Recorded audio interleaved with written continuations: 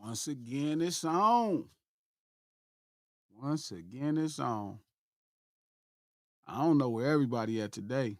Everybody is Coach ain't here, Trap ain't here. It's just me and y'all at the lunch table. My mic coming through. How my mic sound? My mic sound good. Is my audio good? Let me know how that audio sounding. My damn phone is listening to every word I'm saying. Amen, amen, amen, amen.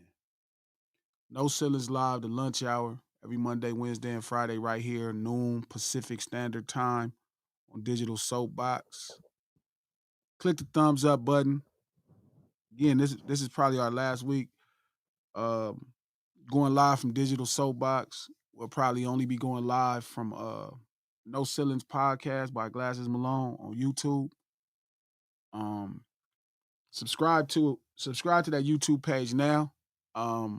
We definitely about to update some new dope stuff on Digital Soapbox content wise, more pre-produced production.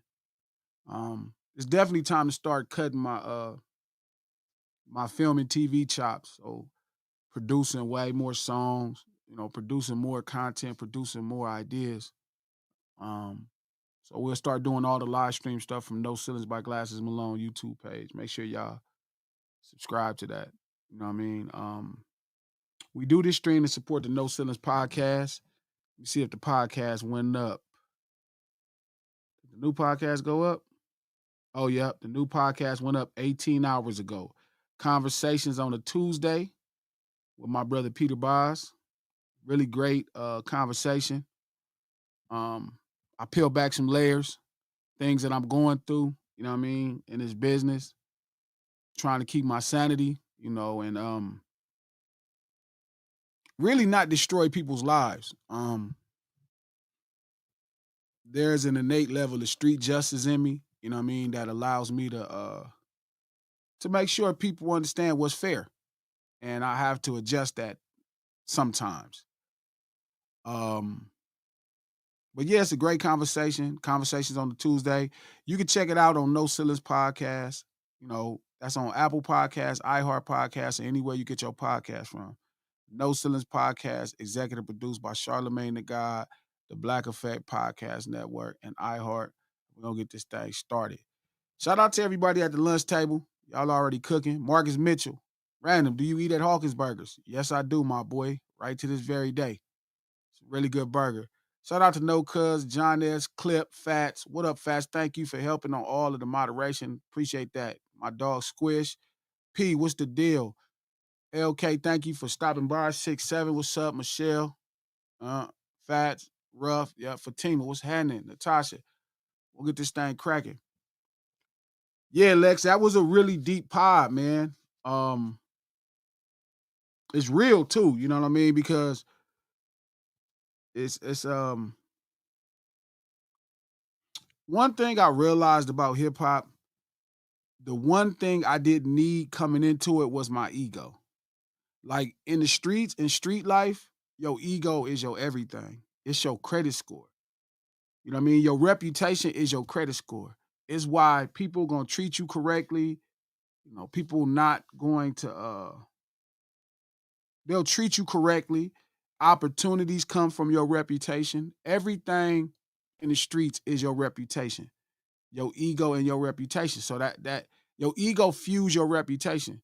So that becomes your credit score. And in hip hop, you know what I mean? It's a little different, especially in the music business. When it comes to hip hop, your ego is kind of your worst enemy.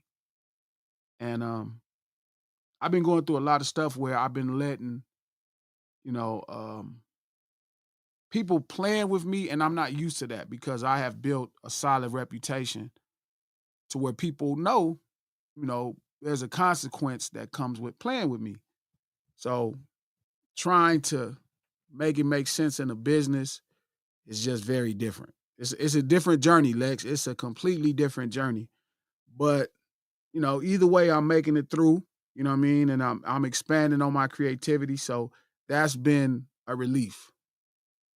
That's been a relief, expanding on all my creativity, telling more stories in different ways. Um, but here we are anyway. What the hell is Trap? What the hell is Coach? King is in Florida, so he out the way. So I guess it's just us. It's us to talk about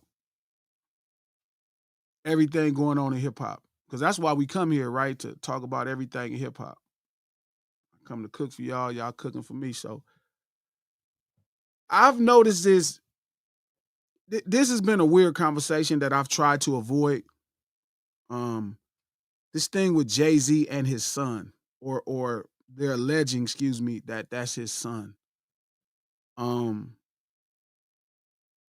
Man, that's a lot for me. I have really went out of my way to avoid that conversation. Now, because I've met Jay, because I've met Jay, right?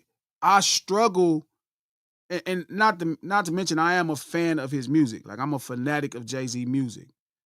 Um, I struggle to believe um that he would just have a kid and not raise his kid.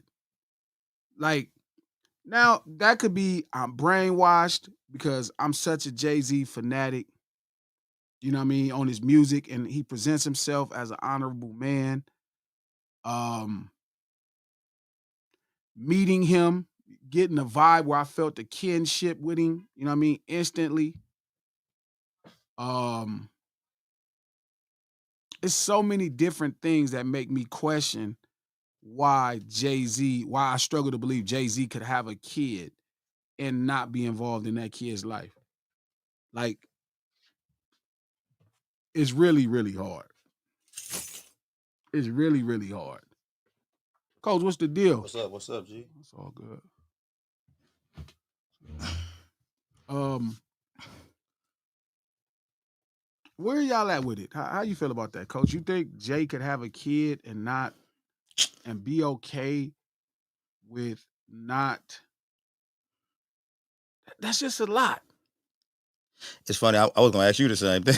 I can't see it. I don't know. I couldn't do it if it was me. Jay, why would he do it though? Like, why wouldn't he want to take responsibility for his kid?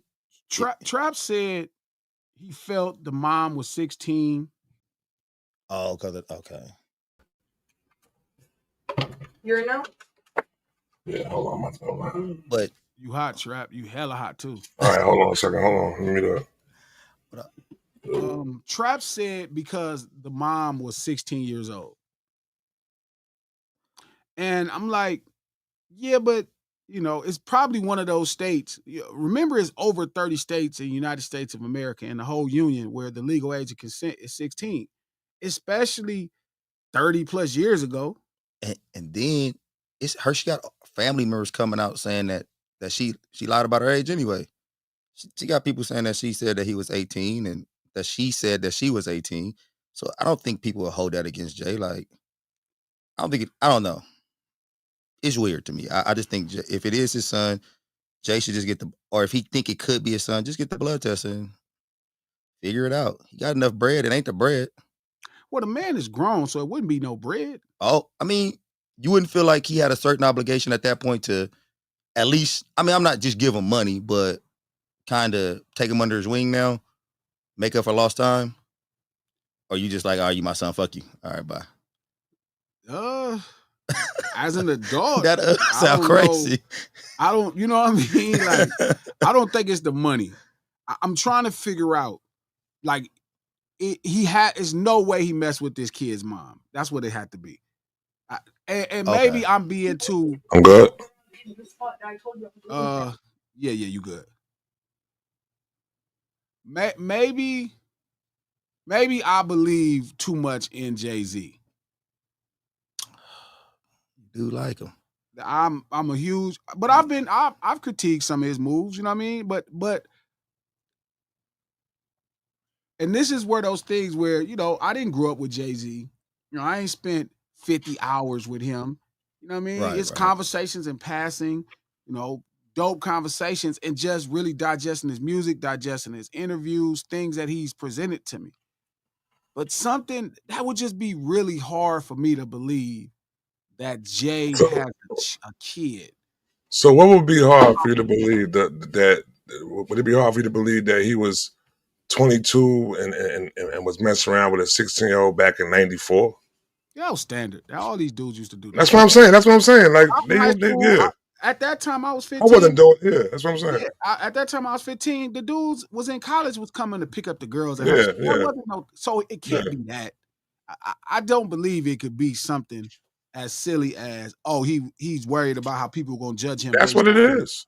That's what it So is, bro. you think that's it, Trap? You think that's a total? Yeah, yeah. So if you had like a That's all it little could be. trapper keeper or a little whipper trapper come up to you, back you already grown, he come up to you and he like, hey, you might be my pops.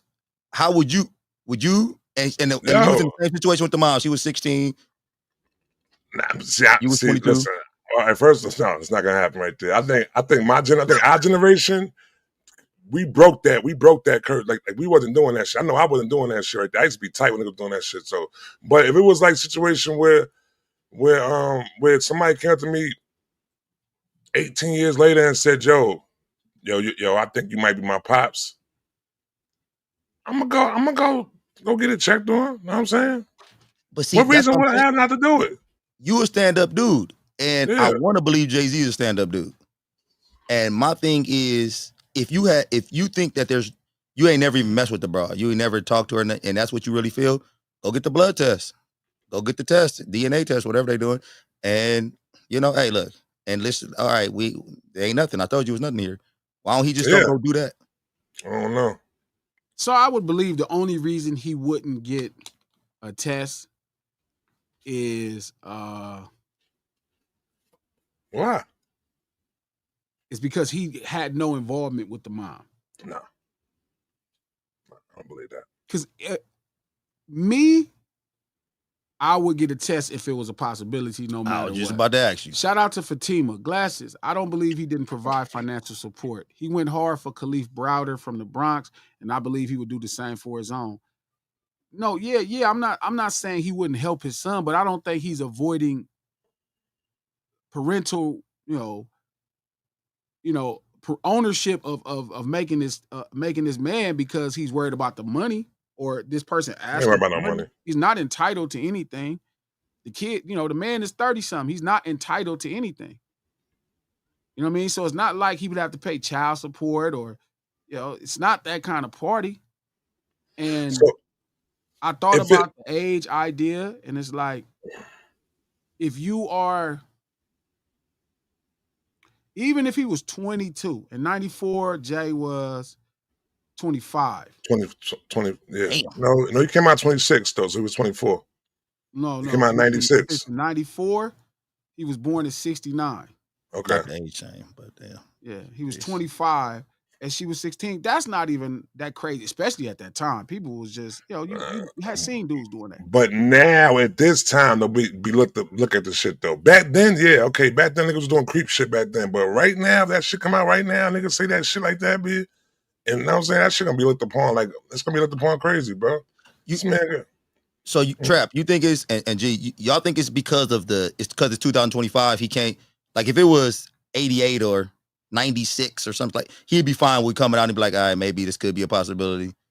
You think it's because of 2025 and they're gonna vilify him for having sex with an underage girl or possibly underage girl? I think that it's gonna be looked upon crazy because of the age thing. It's gonna be looked upon crazy because the dude came about. His moms had put out a video. You know what I'm saying this shit back in like 2016.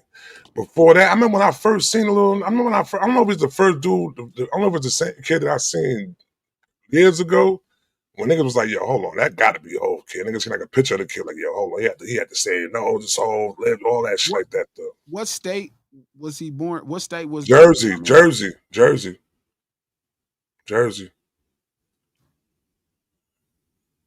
I don't know. I just feel like, number one, that picture, they keep putting that side by side up. They look alike. Hey, it's them ears, man. They look In alike, New dude. Jersey, the legal age of consent for sexual activity is 16 years old. This means that individuals 16 and older are legally able to consent to sexual activity. Only reason why I hate when you bring that stuff like that up right there is, you're right. It's legal, but is it morally right though, bro? Yeah, but All right, listen, it's legal, but it's not morally But right. G, It's you not. know they're gonna charge him in the moral court. Like Yeah. they're not how is gonna. that? But how is that? Where else would you morally decide somebody's of age? That listen, Niggas are weird nowadays, yeah, man. but we don't have a moral compass of age. And So Like it's very much who you are as an intellect and how you want to interact with someone else, So- right? Like me, for me, it's different. Like I'm reading, I'm doing 1,000 things as an adult, as a 45-year-old man. I'm doing a lot of stuff that fits my age. So yes, if I tried to interact with an 18-year-old girl or a 16-year-old girl, it'd be night and day. the problem is we don't have millions of people thinking like you. Like you, I think you're right. I agree with you. But it's gonna be a million, 2, 4, 5, 10 million other people thinking differently. Like, oh, that's too young. Exactly. And all this bullshit. But I think that's a lie. I think too many thought leaders are not really being honest. Possibly. You You probably know what I right. mean? Like I think everybody is trying to, like, you can't, all of us morally can't have, okay, morality done in culture is different, right? So like at a place where everybody live, that could be normal. Each of us independently has our own moral compass on who we want to interact with to any capacity. Right. Right. So I'm saying, I don't know if I wouldn't look at Jay-Z crazy if he was 25 years old in 1994 and was messing with a 16-year-old girl. Like I wouldn't look at that. Four I right would in look at where line. he was at Four right in 25 line with all them creeps. Four right in Huh? line with all them creeps that were 25 and 94. All them niggas was doing that shit. It was I don't know creeps, if, man. I don't know if they were creeps. I just Niggas was think that creeps. 25, That might have been an East Coast thing, Trap. Get the fuck out of here. Y'all was doing that shit out there. So fuck out of here. You ain't gonna put that on us. They ain't put that on us. Oh shit. Yeah, show all around the back, B. You right. You right. Yo, this should get, hold on. This should get even deeper, B. Cause niggas will start saying, oh, that's why he was so comfortable with them doing albums on Best of Both Worlds and shit. And they didn't have no problem about what Homeboy was doing. But that's how niggas start reaching. That's the problem though. But that be happening. Like Jay's like looking at that shit like, oh, okay, so now these niggas wrapping me up with R. Kelly, even though me and that nigga got into it at the with our nigga off the shit and everything. But they ain't gonna remember that shit. They gonna remember the first half of the damn session when I was, you know. So now Jay probably like niggas even start saying that they start the Beyonce getting robbed and shit. That's a cover up. She didn't get robbed. They doing that to try to pass the buck. Cause they get off this Jay-Z. You heard about that Beyonce shit? No, Beyonce got robbed. Yeah, she got robbed. Her car, I think, got broken into. Yeah, no, one of her associates had some of her equipment and it got stolen. Okay, there we go. The associate called in to the authorities to report it. Now people out there, now people running with that shit, talking about, oh, they trying to be J and B know what they doing. They trying to pass the blame on the B, trying to get that story on the B now and trying to get it off of him and shit. Like people just take everything and try to run. Everything's a story. Shout out to Fatima. She gets what I'm saying. I think it's not cut and dry, Trap. Plenty of 16 years dating men and having parental parent permission. Let's give him grace to tell his own story. And that's where I'm at with it. I feel you. Like I'm not calling everybody at that time a creep. If they're like, even if a dude today, 22 years old, is dating somebody 16, I need to meet them or know them before I have an opinion on what they're doing. Wait, meet which one? Which party? Both. I need to see both. It's really important, Coach. I get it, right? Like, so you gonna have a sit down and be like, hey. No, I would like to know them to know what's their bond, what's their connection, how mature is a 22-year-old, how mature is a 16-year-old. Yeah. It's important, Coach, because I get it. We have this California mind state where the legal age of consent is 18. Right? And that's how we see it. We like, oh, long as she 18, we don't even trip if somebody 30 and 18. You know, even though that's night and day different. If it was a moral compass, right? Because somebody could be 18 and a man could be 30 and nobody gonna look twice because of the legal age. That's where you define morality. I mean, but you gonna sit a nigga down and be like, oh, so you like Play-Doh too? Okay, you like bedtime. Like how you gonna? I don't know. So if you got a really young-minded 23 or 24-year-old, should he have a right to talk to a 15 or 16-year-old because he like Play-Doh? Because he like bedtime stories? No, I just think that people bond differently when like they like it depends. Like Yeah, we're somebody still on a coming to slippery me, slope right now, bro. I think we need to move on I'm from this, not bro. tripping. Yeah, because Look, I'm what not. Listen, this 23-year-old at the listen. park, he like the swings. So now he Listen. beating little. One thing I'm not gonna do, bro, is be No, intimidated. I know that. I know that. Go No, ahead, no, bro. no. Go ahead, But it's bro. really important. I'm not gonna be You know, intimidated G don't give a fuck. by I thinking. know. I'm not gonna be intimidated by thinking. I'm not gonna be intimidated by stating facts. I don't give two fucks if nobody want to talk to me after this. Kiss my ass. I'd rather be at war with the world and at peace with myself every day of the week. Because I can look in the mirror and be okay at what I see. If I let mainstream America or people's ignorant shit tell me anything, dog, I couldn't look in the mirror. Okay, but going deeper to what you're saying though, because I'm really curious. Well, because I'm Okay. saying if like okay, again, because it's 33 states in the union, Mhm. right? The legal age of consent for sexual activity is 16. Okay. So they can choose 16 years old. It's not 18 around the country. It's Let me ask you a only question. 18 in America. Yes. Let me ask you a question. So what's your thoughts on the creeps that leave and go to Mexico and do some weird shit in Mexico? Is it cool for them to do it because they went to Mexico and did I it? have no idea. Like now you get into things that are way beyond my thought. I'm not even ready. I'm not even equipped to know that. Right. I'm just saying. I didn't even know that was I never heard that. Yeah.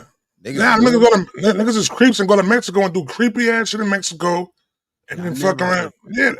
Come on, bro. That shit going on all the I time. You never creep heard out. that. Never heard Yeah, that. that's what I'm saying. So you That's can't way- go within that. But You can't go within that. Yo, this it's ain't- not. but It's this not ain't- here. but It's not this ain't- there. But this ain't that, right? It's a difference when somebody is a predatorial person hunting somebody that's, yeah, underage. Like that becomes the preference, and then they're hunting that thing. Right? It's a difference. So I'm saying in Jay's situation, like even if he's 25, right? Because he was born in 69, if it's 1994, you're talking about 25 years old, roughly, right? 24, 25 years old, the person is 16, right? I wouldn't look at him crazy at that time to think that way. I just wouldn't. Like, I don't know who they were as people. Like, I don't know nothing about them. It's not that far to where I'm like, oh my God, it's the end of the world. Like, I'm more worried when I see a man that's 60 dating a woman 30. I don't care about that. Yeah, I don't care about that. I feel like you went in. You find a nice little 30-year-old. Yeah. Man, at care 60 years old, bro, you That's should that's a fully 30-year-old at that developed point in brain.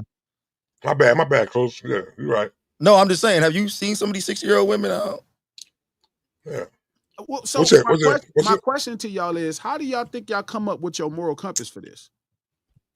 Because what you said ain't true. Like, I don't think you understand when the brain stops developing and starts developing, and nor does that have anything to do with age of consent. So again, you're not formulating your morality based off of what science tells you. Well, it used to be based off what science tell you, but you're saying that you have a deeper understanding of science of when brains develop, and that makes it okay versus the issue of two people interacting with each other and one person taking advantage of somebody else. Because that's what the cornerstone of the argument is when you start talking about sexual consent. Somebody's taking advantage of somebody. So if you're saying you're not worried about it because somebody 60 couldn't take advantage of 30, then your argument is disingenuous. No, it's not. It is. Right. Because somebody 60 can take advantage of somebody 30, and somebody 30 could take advantage of somebody 60. And most likely that's what's happening. So no, I was like, you feel like the person that's 30 taking advantage of the 60-year-old. One way or the other. It could be either way. Either way. 30-year-old's definitely trying to come up some type of way. More than likely, a woman 16 dating some man 22, right? It's less that somebody's taking advantage of each other in that situation than a woman 30 dating somebody 60. Somebody for sure is taking advantage of each other in that situation. Mentally. I think that would be an equal advantage taken of know what I'm saying? If I said it the right way. So, all right. So, if the 30-year-old taking advantage of the 60-year-old and the 60-year-old taking advantage of the 30-year-old, it might even out amongst each other like that. But you But get what now, I'm saying? but See, I get that what don't you're even saying. yeah, that don't No, even no, make no, no, no. All right. Because what you're saying right now don't make sense completely anyway, though. For right now, they even try to say if a person 22 years, listen, I feel like yo, if you're outside of the range of 18 or anything like that, and you're dealing with a person within a minor status right there, you you're got to completely stop using the it's a term. no, hold on, let me explain it. It's a Look, power let me power hold on. dynamic, B. Hold It's on, a hold on. mental power dynamic right there. I'm That a gonna help person you. I'm gonna help your debate. You got to know the term minor is a legal term. You didn't make that term up. It's not a moral term. okay. Minor depends on where you're at on this planet we call Earth. All right, so let That me finish what term I'm is saying. not minor everywhere. There's no rule that says 18 is major and beneath Gotcha. it is minor. Gotcha. So Now I think hold on, go coach. go ahead, Trump. Now I feel like when you're dealing with a person that is in the age range of 16 or so, they're looking at the people above them that's older than them, and it's a power dynamic. You know what I'm saying? It's a power dynamic within the face of like, all right, you're older than me within the age of 20s. I'm a teenager. You're in your 20s, 30s, whatever like that. Though they're looking at it like, yo, listen, that's an advantage right there that could be taken upon on some grooming type shit, B. You know what I'm saying? It start getting. I think you got way too much mainstream rhetoric in your thought. No, it's And not, man. that's Come on, bro. just listen, Trap. Yeah, Just I'm listening. listen. I'm eating my lunch. I'm listening, guys. Just listen. When I was in high school, shout out to Don, he just said it. Let me put that up there. Let me get that up there for you. Let me get that up there. And I do remember this, Don. G, we remember them high school girls that only wanted to date the older cats fresh out of high school because they had cars. Niggas was pulling up after school waiting for them to get out. It was not just a power dynamic, right, of some man 22 taking advantage of some girl 16 in my high school. It was them 16-year-old girls looking at these grown men like they can give them money, like they didn't have to walk home from school. There's a real thing That's happening. power. That's power. What do you mean, Not power? not. I don't mean power within This, strength. I this, mean power within mentally right there. You think like they're gonna but do don't more but than I stop do doing gonna that do because it for you? what you're doing is creating a victim. Don't do that because Yeah, that's a legal thing. That's yeah. like a girl 30 looking at some old retired man at 60. And the retired man, I look at her like, yeah, I got this one though too. It's an equal dynamic within that right there, bro. You're saying it's equal. A man that's like a man at 22 when I was in high school and them girls was choosing up, they was looking at having a beautiful girl that they thought was pretty. You know, they're looking upon having a young girl who mind ain't developed yet. And I'm basically do some bullshit right now and get away with some bullshit. What they But looked upon? Trap, I think all three of us share the same beliefs as far as talking Yeah, to a 16-year-old. definitely. Yeah, I don't think This none is of us not a are, I conversation don't think, about us. I don't think none of us would talk to a 16-year-old, but in Jay-Z's case, he was 22 or whatever he was, and the girl was 24, and she was 16, but in New Jersey, that was legal. Like, it wasn't even illegal at the time. And that's what I'm saying. So how can you find They made that. We didn't, yeah. like. So again, you don't have a moral compass outside of that. If your moral compass is outside of that, you'd be just as concerned theoretically with a 30-year-old woman talking to a 60-year-old man. But I do understand, Trap, in where, okay, so what is the number that is allowed to be a little morally disturbed by this age and this age? Like, what is the age? Because 16 is legal. But I think it elevates as time goes on. Okay. Right. I think as we grow as a society, right, sophistication says we can make people wait longer to have the right to consent to sex because it was younger before. So as a society, we continue to move forward. We're not even putting pressure on, like I said, more than 50% of the union to raise the legal age of consent to 18. That's not a fight that's happening. Like we're not fighting for Nevada or Jersey to change. Jersey's legal age of consent to this day is 16. Nevada's legal age of consent to this day is 16. There's not, we don't see a fight happen on TV. We need to raise every age to 18. That's not a fight that's happening. That's not a fight that's happening. I'm just wondering, where is it universally us universally, what's the universal age for everybody to be appalled? Like okay, that's a little. But there can't be. They can't be, because it's okay. So you have the law. Now anything beneath the law, everybody's appalled. So if they say 15 and 3/4, they're like, oh, gross. Everybody like, that's gross. But then soon 3 days, she about to be 16. Oh, she right now. Like, that's gross. I mean, but like morality comes from, standard, right? Like the way I see it is based off how I grew up. The way other people see it is based off the law. The way Trap sees it is based off whatever he sees it as. The law creates a societal norm, right? This is a norm. Here's the norm. The norm is, that's like right here. If a man is 22 and he dating a girl 16, right in California, there is a moral compass that's people gonna be outraged today. Today, today, people will be outraged. Oh my fucking God! How 30 years ago, not. It'd have been kind of. Oh yeah, nah, I get what you in that. Right there. So, but I'm saying, if y'all have a homeboy in that's in Jersey or Vegas, and he's 37 years old, and he's talking to a 16-year-old, can y'all still keep that dude as a friend? Can he still be your boy? But it's legal. But legal don't create my morality. That's why I told you I would have to know the people and talk to them to see. So you sit them down, and this is the stupidest 37-year-old you ever met in your motherfucking life. Oh, sometimes it'll make sense to me. Like I listen. She tying this nigga shoes. Like, I've seen some pretty dumb niggas. No, I know. I believe you. I believe you. I know some pretty. Kels can't read or write. Look, most men look for some level of superiority when they deal with their old lady. Not in this slavery sense or nothing, but like in a sense of like I'm the man in this house. I'm the head. I'm the strongest. I am the smartest. Most men look for that when they go home. R. Kelly. Yo, listen. If you walk into a house and you say I'm the smartest and I'm the strongest, and there's a bunch of 16-year-olds surrounding you, nigga, that's gotta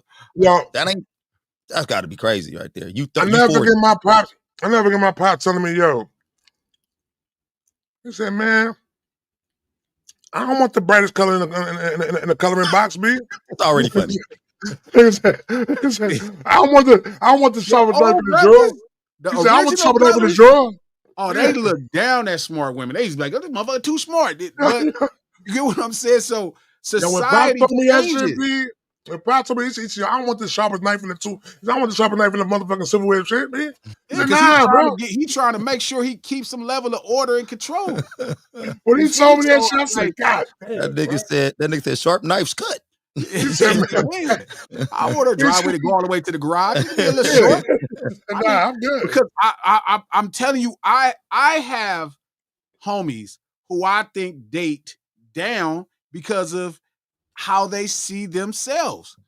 That's what I think, and that's my problem. Like, that's why I'm really careful with Kels. Like when I'm texting Kels and he can't spell, he barely can read, I was like, oh, I get it. Yeah, I get it. I see what's happening. You can't imagine that man was a genius. But then that's idiot savant right there. It's finest, B.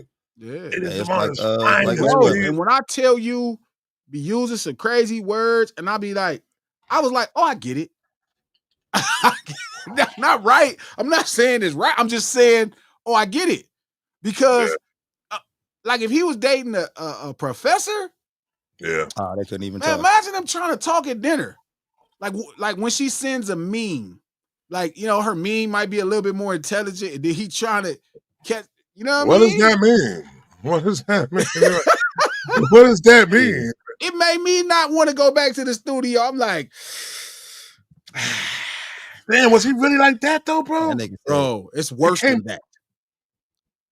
I wonder how did he learn how to be coach. Damn, bro. It's worse than that, bro. Can he read music? No. He just play it. He just be able to play it. No, why would he know how to read? I don't think he was writing. He can hear and play. He wasn't writing nothing. He wasn't writing no lyrics down. He was going in there and just doing it, B. Going in and just doing it. I am trying to tell you, and no excuses, because if you break the law, you break. My only issue with Kel's charges is y'all got him mischarged. You didn't have to do that. That's fucked up. Don't do that. But He broke the law, so you got to deal with your shit. You know what I mean? That's the law. I'm just saying, I get why he broke the law. Because he was too dumb not to break the law, huh? Yeah, nigga didn't know the laws. Nigga couldn't It's read the not laws. he didn't know the Look, law. look, It's I just don't think he know. but you know he what knew though? the law. When I would hear from Chicago people, and they'd be like, "Yo, Oh, that's way worse. this man used to be at McDonald's, B. It was a McDonald's down the block from the high school. That was his hangout spot, B. That's And he where called, I went to Paramount High School, bro. I graduated from Paramount High School. Bro, all the dudes who would wait on the girls that had cars, they would park in the McDonald's parking lot. That's crazy. That's crazy, B. Like I said, you the same age as me, bro. I think within our generation right there, we kind of seen that right there. We changed it. We broke that curse right there, I was B. like, man, We're when I doing got that. high school, I ain't dating no girl in high Nah, school. I mean, I ain't doing that. That shit was whack to me, B. That shit was whack to me. Because I had homies, right? I had homies that I grew up with. You know what I'm saying? Everybody I hung out with, you know what I'm saying, with them growing up was all older than me. You know what I'm saying? Like if I'm 16, my homies is 22. You know what I'm saying? They 24, shit like that. The oldest homie I used to hang out with when I'm 16 was probably like 25, 26. They used to come up and hang out across the street from the high school, B. Yeah. But when I'm in school, I'm not thinking of another shit. Like, yo, what the fuck is this? Like, I'm not thinking of another shit. I'm like, yo, nigga, shit, lame as shit, I B. ain't gonna lie. I always thought to myself, like, y'all ain't really got no bitches. If y'all gotta come looking for these little things, because I think about it, like in high school, the baddest girls wasn't in high school when we was in high school. The older girls was the baddest girls. I'm gonna say this. I actually judge dudes on their caliber of women they talking to. Like, not even if you just knocking down someone or just talking to someone on the side or whatever, I don't judge you on that. But your main girl that you hanging around and shit, I really do that. I really, if I meet your main woman and I'm talking to her and shit and I'm seeing how she is, that shit is a reflection on you to me. Like, how is this nigga? Like, how is this thing? Oh, okay, I see what's going on. Yeah. You definitely judge a man by his lady. Yeah, for sure. You definitely judge a man by his lady. You definitely judge a man by his lady. I definitely. So, but I'm just saying, in this particular situation with Jay, I just struggle to believe that he would take option B out of fear of what everybody else think. I mean, I think so. Even though it's legal. He raised LeBron, B. He raised LeBron, B. He raised LeBron. You know what I'm saying? He should. I'm just saying. I'm just saying what you talking about? I said. Shout out to Jamal Omar. And this is my You talking about the king? Yeah. Oh. He raised Shout out him. to Jamal Omar. Yeah, he stay out of trouble. Impose today's standards on yesterday. That's a big thing. I agree, Jamal, bro. Much love and welcome to the lunch table. I agree, and I think that's the problem. Like I have enough cognitive thinking skills to understand I can't look at yesterday like I see today. Because most of our grandfathers and grandmothers, we'd be just looking at them crazy if that was a case. Yeah. You know what I mean? So, and also wealth was different. You know what I mean? People used to think they needed to find a woman that just came into a big family was considered wealthy. Like people wanted big families. Back then, people didn't just praise money. They wanted legacy, lineage. So they wanted a big family. So that was a thing. You would go meet a woman's father, you know, when she just came out of, you know, she started her menstruation, and you would look to go meet her father to marry her. And her father would give you the blessings to marry you, give you some shit to take this responsibility off the hands. And this is like in the 50s. We're not talking about 100 years ago. We talking about 70 years ago, 80 years ago. You know what I mean? And you will meet the parent, and you wanted to start with a woman young so you could start having children, right? Immediately, so you could have a big family. Because you can't have if a woman is 25, you probably not going to have a big family with her. I mean, big, like 10, 12 kids. Right. It's tough for somebody 25, woman 25 years old to start chasing 10, 12 kids. It's time. So they would go meet a man and be like, hey, your daughter. I mean, we saw The Color Purple. We saw all these films. It's not that crazy. Yeah, they was arranging marriages and shit like that. So they went to meet women, and they will find them right as, because remember, the true definition of a PDF is somebody who it's not a minor. It's when you have sex with somebody prepubescent. Like they haven't had a period or they haven't went through puberty yet. That's the true definition of a pedophile. An epiphile and a hebephile are more terms of age. Never heard of that shit. Back in Never the heard of day, none of that right there. But that's no, back in the day, Smarty they was Low comes out arranging of shit already, nigga. You could already have been married to a nigga that was like, this gonna sound crazy. This gonna sound like a joke and shit, but I'm dead serious. Like, my dad was telling me about when he was a kid, somebody was already married off a young girl. She was like 14 or some shit like that, 13, 14. She was married off for some motherfucking fruit. Yeah, hell yeah. Like some peaches. Where Nigga, like, Where was that at? What happened at? that nigga he grew up in Mississippi. Oh, So, yeah, that's crazy. you know, nigga, like some peaches. Yeah. Like, Yeah. Hey, can I get a barrel of peaches? My 12-year-old daughter, she be ready in about. Like, Yeah, what? You finna take this responsibility. You gonna take care of her. You know what I mean? Yeah. For some peaches? Yeah, get your ass up out of here. You got to go be an adult now. I'm tired of taking care of you. I'm tired of go getting the food and feeding you. And that nigga peaches are delicious. Like, come on now. Like, that's just crazy to me, though. But that's just how the shit used to be. Like my man Jamal said, today is different. We got a lot of people think differently. We doing shit differently. And to be honest with you, now today in 2025, the niggas think they the bad bitches. So it is true. They ain't trying to get no 16-year-old. they trying to be the 16-year-old niggas. So I don't know. Now, maybe that's what Jay-Z is nervous about. Because the shit times have changed so much, and maybe he feel like they're gonna railroad him. But I honestly think if he has never seen that woman, he should just go get the blood test. I mean the DNA test. You and think just if he never met her, he should get the blood test? Yes, because he knows it's not factual. So he could just. And that's how I am, but I don't know if that's how he is. See, if that was me, I'd be like, oh, I'm gonna prove this real fast. Yeah. Just get that shit on out the way. With my name. And this is why I think, and I ain't trying to put kids on Jay, but the reason why I think it's a possibility that this kid could be his is because when that lawyer came out about that bullshit with him at the party, and that nigga stood his ground immediately. He said, nah, that ain't the fact. This is this, this is this. I'm fighting this shit. But with this shit, it did seem like he kind of tried to sweep this shit under the rug, trying to stay away from the shit. Like, I don't know. So it looks a little strange. Yeah, it does. I do not want to believe this, man. Jay just listen. I am way too. And maybe I am too high on Jay, but I just cannot believe he would be okay with having a seed out here and not. So this assault his image to you? Oh yeah. If this came out, why he's doing it for? This right there.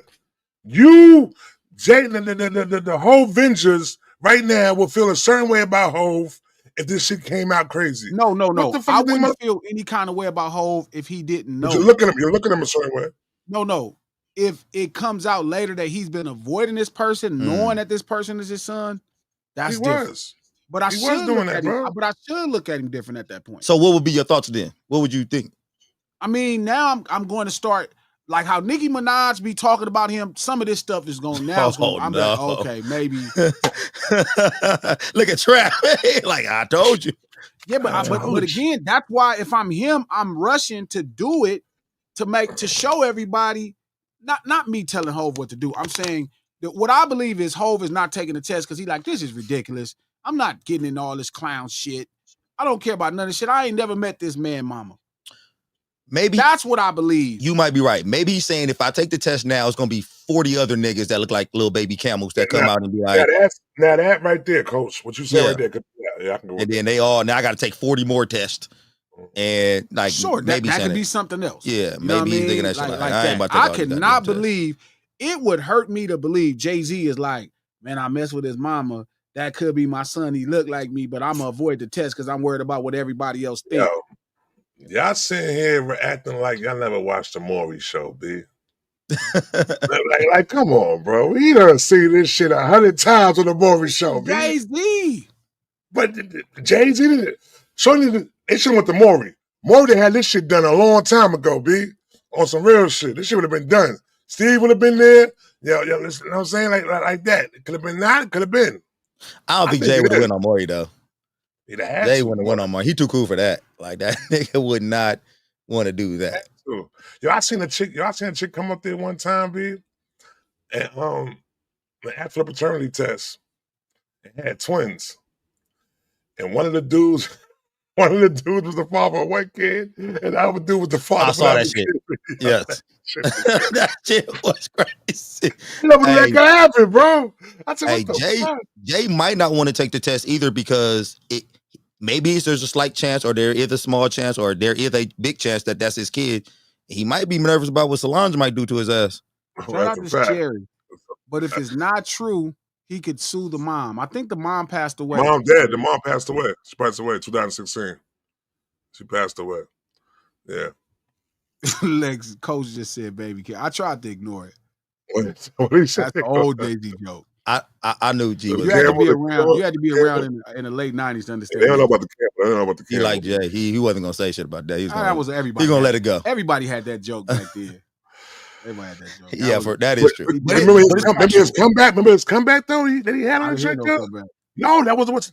Oh, they say I'm a Camel. Remember that shit? I didn't hear that. Where is that at? Yeah. No, it was on Blueprint 3. When he responded to that whole shit, Jay don't let nothing go by, B. If he beat this paternity test, it's gonna be up in the rap. Best believe he beat the paternity test. The next verse that he do is gonna have something about paternity, B. I promise you. Hey, we should hear this. This boy should rap. He should put out something. He do rap. He do rap. Yeah. He rap. Bro, that's what I'm saying, bro. The man want to be a rapper, B. How you sound? Do he sound like? Have you heard it? I'm not listening to it. Unless I put out his whole son. When it comes to that whole son, then I'll go listen to it. Until then, I'm not listening to it because you saying you old. Now that I know he rapping, maybe it's a publicity stunt. Maybe we need a song. Where is the song? Where is the Hove Is My Dad song? You're my dad. Daddy, where have you been? What if we remix that shit? What if we remake that shit, B? What if we remake that, bro? Trap just like producer. That's good marketing right there. I would listen. That'd be crazy. I would too. If that nigga drop anything right now, I'll listen to it. Cause I'd be want to hear the cadence. Like, is this nigga rapping like that's crazy? Like he just go naturally had it. Yeah, I want to hear that. I want to know. Not Jay-Z worked years and years to get his style. He was born with it. Now he was born with it. He was born with it. Like that's you, Jay. Yeah. He'll fall right in line with all them other nepotism hip hop kids, man. They all trash. So and I'm not trying to fuck up whole shit, but how does B handle this if it is his son? If it come out, it is his son. She don't care. You think she's just like, fuck it? This might be this before. I mean, she shouldn't care. It's before her. It ain't like he cheated on her and did this. She got a 4-piece from him. She better not worry about that shit right there. She better tell, come on, join the family. Come on, join the family, young man. I'm your mama now. I'm your mama now. Mama going up with your mama. You think she'd be open arms like that? Come on. Yeah, come join the family. Come on. That's it. I think so too. And maybe again, sometimes I think too highly of Jay-Z and Beyonce. It could be true, but I just think so.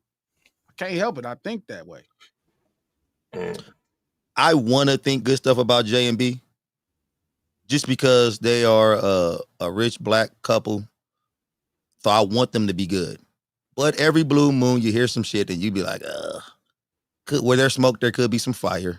So you think this is all a business? You think this is all a business agreement right now? Is that what you're trying to say? Is it real love? J and B? Yeah, it's between J and B, or is it real love like Mary J. Blige used to sing about? I think it probably started off as real love. I don't know where it's at. Where it's at now, but I think it started off like real love. I hope they still love, man. That'd be beautiful. That'd be dope. But see, this is the thing, though. This is what I'm saying, Glasses. We can move on from after this, though, right?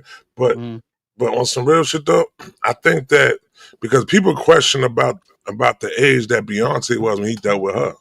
People have been questioning that from the jump, though, B. You know what I'm saying? So I feel like what was the age difference? The age gap. People said that he started talking to her a little earlier than everybody knew. Yeah. They said it was at like a I mean, I don't know how old Beyonce was at the time, but they said it was a 17 magazine interview. You know what I'm saying? They met there. Just so saying 17 is the magazine, but not to say that she was 17 though. You know what I'm saying? And from that point on, they had a relationship going on and shit like that. You know what I'm saying? I think she might have been like 19 at the time or something like that. But yeah, so they was always questioning that shit like that, though. You know what I'm saying? They were always saying shit about that. So I think that now if this comes out, then that shit starts dragging on more. It's just a filthy slave right there. The shit could just turn into an hour. Shout out to Revenge. Jay-Z, if you ever see this, I told them to be quiet, bro. Revenge. Yo, bro, listen, man. It's like y'all keep me out. Look, I see Nicki doing all that shit, and don't get me wrong, I do think Jay-Z is more of a media intellect than we give him credit, but we have to have this conversation, bro, because it's been floating by too much for me not to say anything.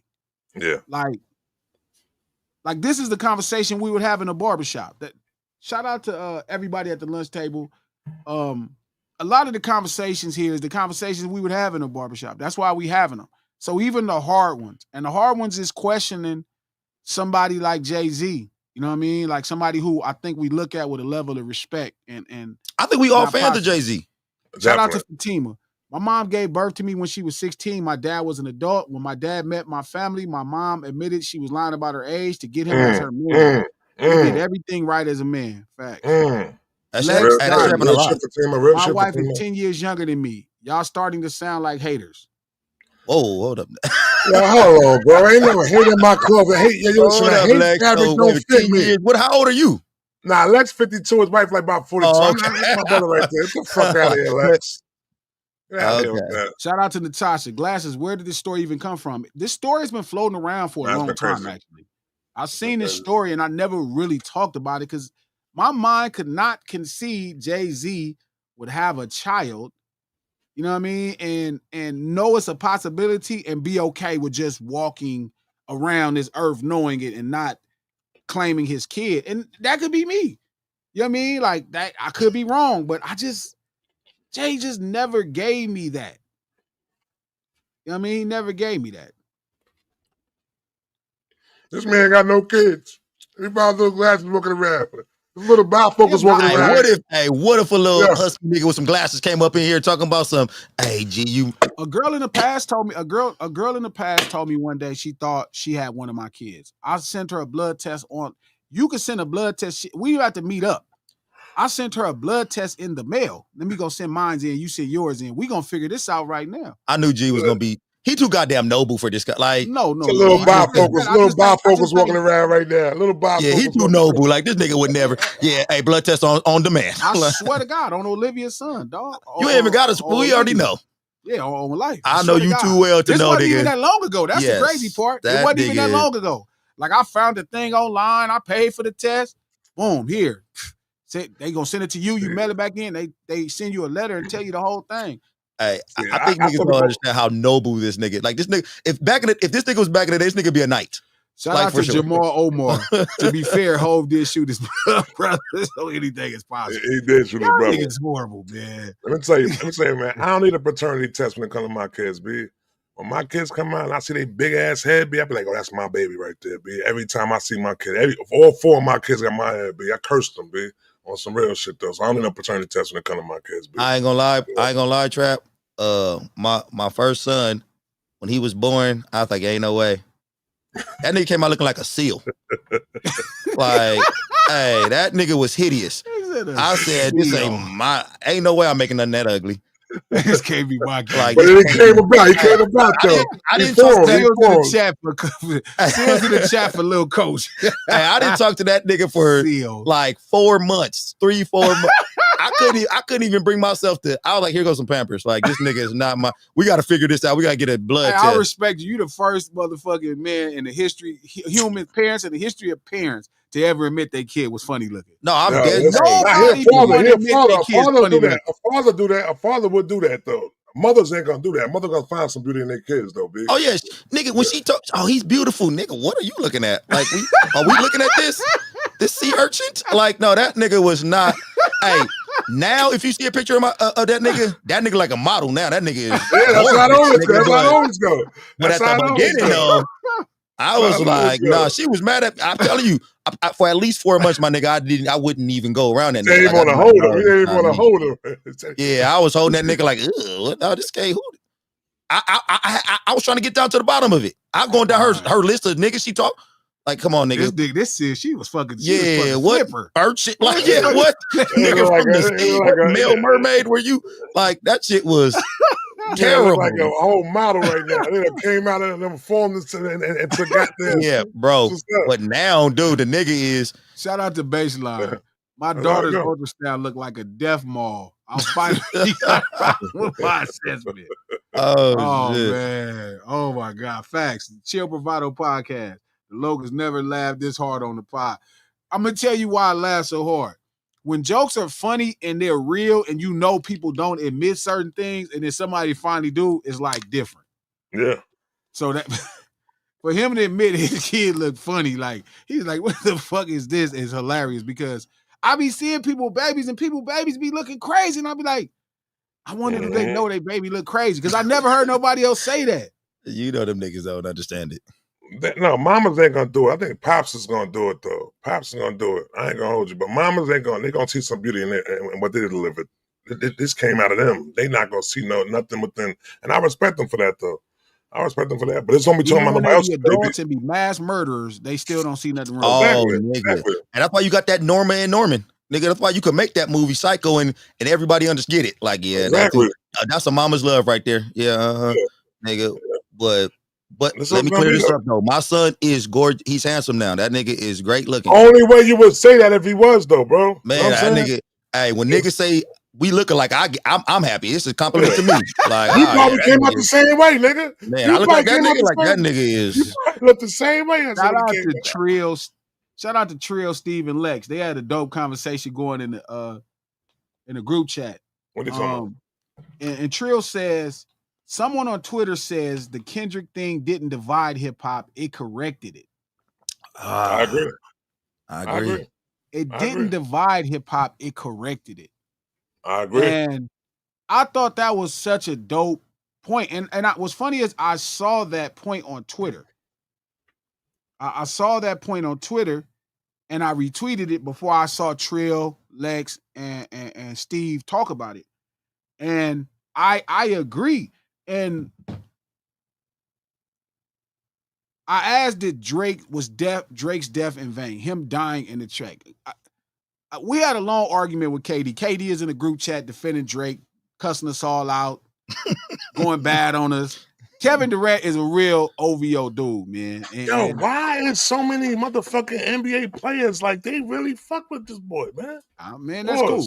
But he was just going off on us and the West Coast talking shit. I ain't trip. I'm like, whatever. I just rubbed it in a little bit more. Pause. I just kept fucking with him because it's funny. It's crazy. And he said, like, gee, man, be honest, man, straight up. Are you jealous of him? And that's fair. Look, I get it. Because I do think a lot of fans. I hate when people go there for it, though. But I'm not mad because you can be. It's possible. And he is somebody worthy of being jealous of. That's right. But to be honest, bro, I explained to him, I'm like, bro, you got to understand a person like me. I knew he knew so much about records, bro. I'm like, I could never be jealous of somebody that earned they shit. Like that motherfucker studied this shit for so long. How the fuck could I be jealous? That's like somebody asking me, am I jealous of Kendrick? Like when I tell you Dot used to rap, how he studied rap songs, records, hip hop, they studied this shit. My motherfucking ass walk in as a genuine article. You better than me. I'd have responded back to him. You jealous of LeBron? I did I'd have further responded. that. I told him, I said, y'all need to get the gang back together. You need to make good with LeBron. That's another story. We'll talk about that after. Okay, So look, so I explained to him, I was like, look, homie, like, I'll be honest with you, bro. I am proud of the things this man accomplished. Like, he was so smart. Like, the first day, I'll never forget meeting this motherfucker when they first introduced him at Cash Money. And they was like, yeah, this is the guy we signed from Nickelodeon. And, you know, he make, you know, hip hop. And he just walked up and he was just really cool. And I was like, man, this guy's going to make, you know, hip hop. You know, he going to make some rap songs. I wonder what that sound like. He didn't even speak slang and shit. He was talking to people. Even when he would talk to me, he didn't even speak slang. And I'd be like, how's this going to work? And that nigga pressed play. And I was like, holy shit. You know, he was so advanced. Like, you could tell he studied this shit for years. Yeah. Kendrick is another one. Not only is Kendrick, so while Drake is outside of the culture, he's not in the culture at all. He's outside of the culture. But I promise you, Drake studied records differently. And I mean, not just hip hop records. He studied records. Like you can hear what he's able to do with records and realize he is just an animal at making records. So how could I be jealous of somebody that earned it? Kendrick Lamar is somebody within the culture. He grew up in the street urban culture and he studied it. I could never be jealous of people to me who worked harder than me. I also feel like by what you're saying, it also kind of makes me question, what do men value nowadays? Because for you to be jealous, that means that he's doing something that I think is superior, makes him superior to me in some type of form or fashion. And what do we as men value nowadays? Do we value having 8 figures over being, because Drake is successful financially. We know that for sure. He's famous. But Sure. Now we talking about the rest of everything else. Yes, but at what point? No. I mean, like, no. But again, just to the conversation, so I don't get loose. Okay. I just told him, I'm like, bro, like he earned everything. Like Dot earned everything. Like, how could I be jealous of people who earned I didn't even know there was something to study. I was so genuinely being exactly what niggas rapped about that I didn't even think it was nothing to study, Trap. I swear to God, I didn't know.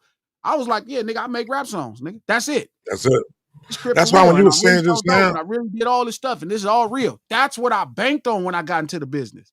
That it got me this far. The music part was my boy Guido. You know what I mean? Guido the nose. Gary knew the music part. He just kept me in pocket to create the best records possible. I didn't know. I just wrote the songs and talked it how I lived it. And then somebody else arranges everything. And then my natural storytelling of programming the album, that worked out. That helped. And then Face, Game's older brother, he was another one that studied hip hop. Like I would listen to songs. I would listen to all the albums and be living my life to them. I'm not looking at the radio, paying attention to what they doing technically. This is what I'm doing. When I first heard Jay-Z, Reasonable Doubt, it fit my life. That's why. Yeah. I never listened to it like, man, he's such a good rapper. I want to listen to him rap. It was like, no, nigga, I'm really feeling it. Nigga, I'm having it. I'm out here 16 years old, 17 years old. I'm at high school. I got $2,000, $2,200. Ain't nobody else trap at school got no $2,200. I got $2,200 in my pocket right now. I'm buying the pizza. I'm buying the whole line pizza. I'm listening to Reasonable Doubt because I'm really living it. I'm not studying if Jay-Z is a good rapper. He just popping his shit that makes me in my life. It felt good to me. It felt good to listen to that. Like I tell niggas all the time. I say, yo, listen, man. When they talk that influence and shit, I'm like, nah, that music influenced me. All music was in my life was a soundtrack to it, B. You know what I'm saying? That's all it was right there. So it was like, yo, I wasn't doing it to that level, but that music that was playing in the background was something that was motivating me to continue on doing what I was doing. Not to say it was a good thing or a bad thing like that, but that's what it was, though. I never influenced me to do something to do. You know what I'm saying? I was already doing this shit like that, though, B. You know what I'm saying? I wasn't doing it to that level. They was doing it, though. But like back in high school, when Jay-Z came out, man, I never forget, yo, bro, I never forget. It wasn't even Jay-Z. I never forget, yo, when I showed up to school with the same Averex jacket that Nas had on in the video, B. You know what I'm saying? Like, niggas was looking at me like, yo, god damn, that sticker right here. I go to school in Brooklyn at the time. Like, yo, oh my God, what the fuck are you doing? And I'm only showing up to school to wear my new shit that I got. So I'm hustling, doing what I'm doing. You know what I'm saying? And when I get right, get a new jacket, get some new shit, some new fresh, I go to school in for a couple days and show out. That's it. And I'm back to going to do what I'm doing like that. Just fucking, you know what I'm saying? I say that to say that even when I met Dot was a kid at Centennial. That's he like one of my best friends, baby Pat Dog, rest in peace. That's his little cousin. When I first met Dot, he was already a rapper for real.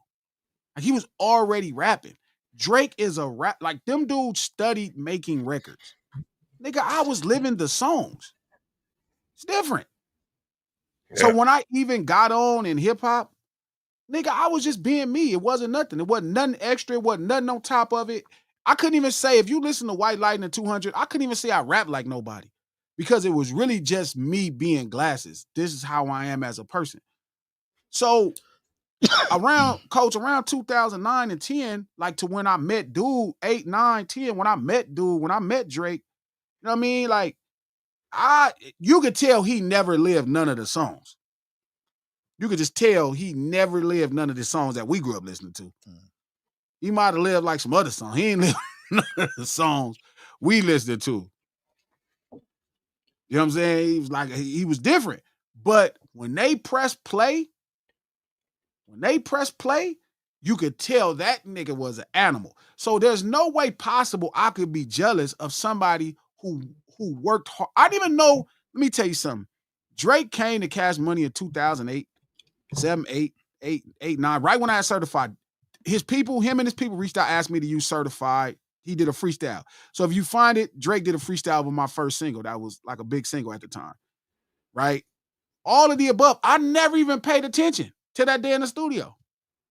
All that buzz he had, I didn't even pay no attention to that shit. I was like, I don't care, nigga, this 7th Street Crip. Like, what that mean? Until I saw it, and I was like, holy shit.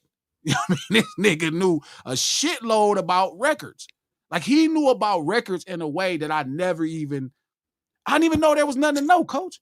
That's like when you watch somebody hoop and they don't know nothing about none of those drills you teach those kids. They just naturally hoop. That's me. I'm a natural hooper. Natural hooper. When you saw how talented he was, did it make you like, man, maybe I got to step it up? Or hell maybe no. I didn't know there was nothing to know. I didn't know records. I didn't know the difference between a song and a record or hip hop. Like, I just was living it. I didn't know any of that. I didn't know there was nothing. I didn't know there was nothing to know till 2 years later. The way I found out there was something to know is because I invested in a little dude named Aaron Drake. He goes by the name of DJ Head at this point. Head was somebody that was just a friend around me all the time, and I made him a DJ because he was like technically savvy as fuck. And I wanted him to be everywhere with me because he could soak in the game. He was like a productive nigga around me. Head is a jokester. Head used to be busting bitches. Head used to dance in the club. Head looked like this hella uptight dude. Head is a fucking fool. If you see me hanging with him, I really only hang out with fools. That's smart. If you see me with Dot's a fool, Head's a fool.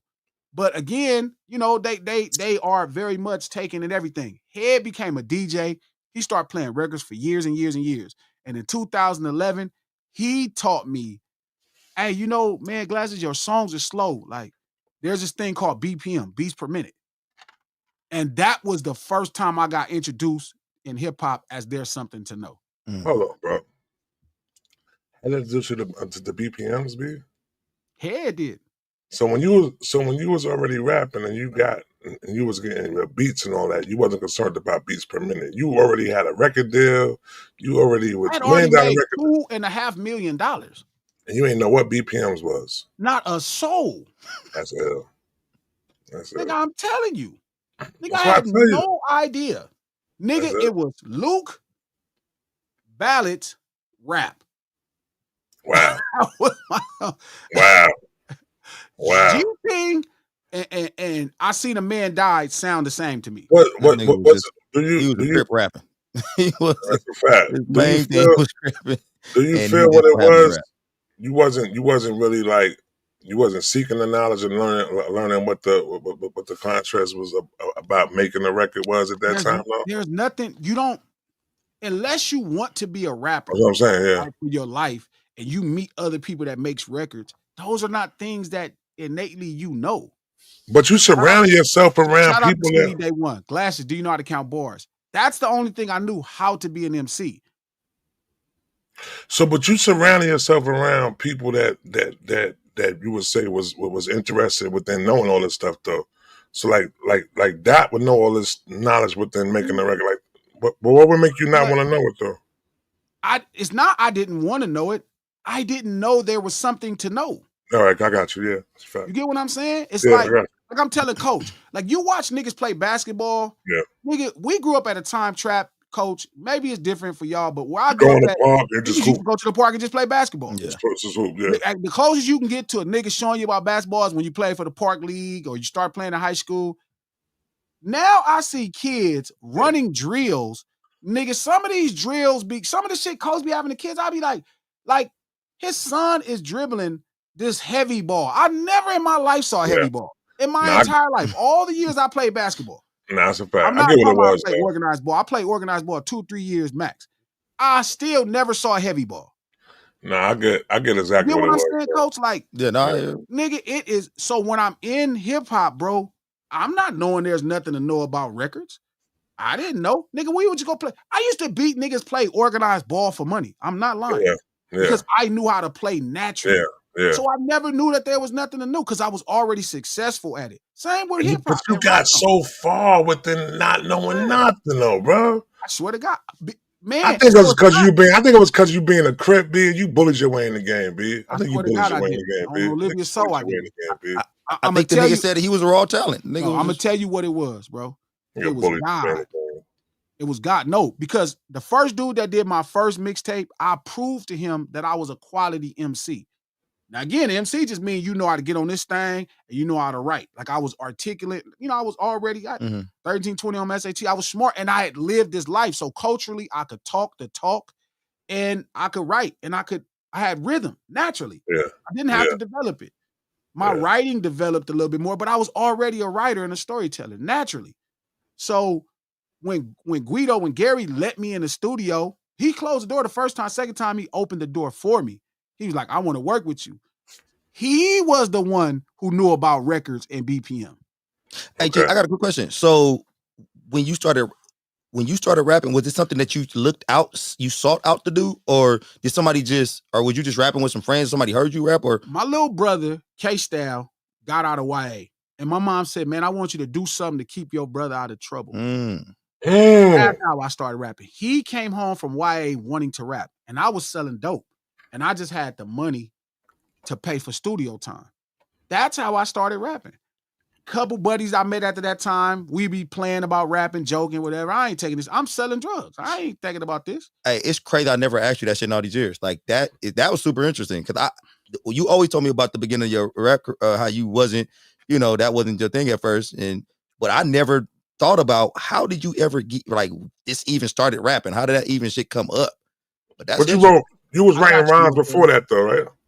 No, I didn't write my first rhyme until I was 22.